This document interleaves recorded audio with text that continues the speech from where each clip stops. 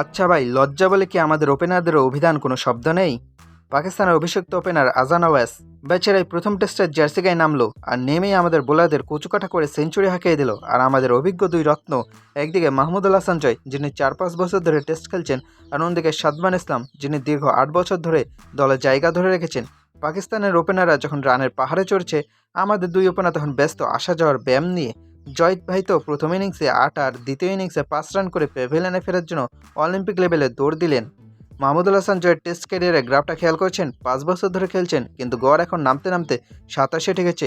ভাইরে, টেস্ট ক্রিকেটের 27 গড় নিয়ে আপনি কোন সাহসে ওপেনিং করতে নামেন? মনে হচ্ছে আপনার একমাত্র কাজ হলো নতুন বলটা একটু চকচকে করে ড্রেসিং রুমে ফিরে আসে, যাতে মিডল অর্ডাররা এসে ঠিকঠাক মতো ইনডোর প্র্যাকটিস করতে পারেন।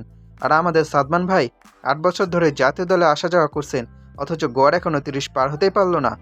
10 রান করে প্যাভিলিয়নের দিকে হাঁটাটা এখন তার সিগনেচার স্টাইল হয়ে দাঁড়িয়েছে।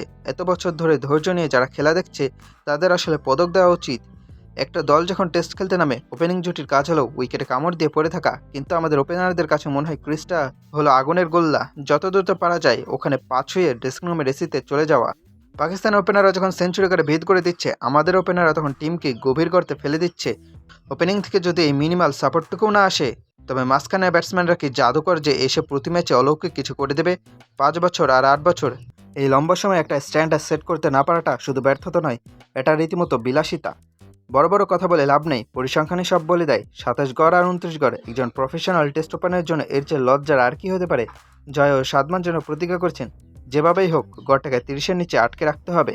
পাকিস্তানের নতুন ছেলেটা যদি প্রথম ম্যাচে দেখিয়ে দিতে পারে কীভাবে ব্যাটিং করতে হয়, তবে এই দুই মহা অভিজ্ঞ খেলোয়াড় এত বছর ধরে জাতীয় দলের ভাত নষ্ট করলেন কেন? এদের দেখে মনে হয় ব্যাটিংটা তাদের কাছে শখের কাজ, প্রফেশন না। জয় এবং সাদমান সাহেবের কাছে বিনীত অনুরোধ, ভাই অনেক ব্যায়াম হয়েছে, এবার অন্তত একটু ব্যাটিংটা শিখুন। দেশের মানুষ আপনাদের পর্যটন ভিসা দিয়ে ক্রিকেট খেলতে পাঠায় না। এই কচ্ছপ গতির ব্যাটিং আর দ্রুত আউট হওয়ার রেকর্ড নিয়ে আর কতদিন?